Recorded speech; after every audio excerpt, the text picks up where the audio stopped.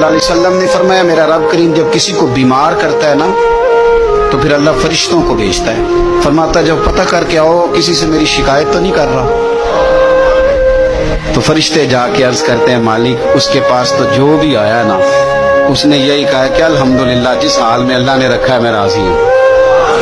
اس نے تیری شکایت نہیں کی، اس نے تیری رضا پہ اس بیماری کو تیری طرف سے آزمائش سمجھ کے قبول کیا۔ میرے نبی کریم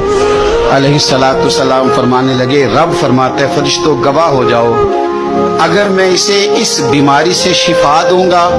تو جو اس کے پاس خون ہے اس سے بہتر خون اسے عطا کروں گا، اور جو اس کے پاس گوشت ہے اس سے بہتر اسے گوشت عطا کروں گا،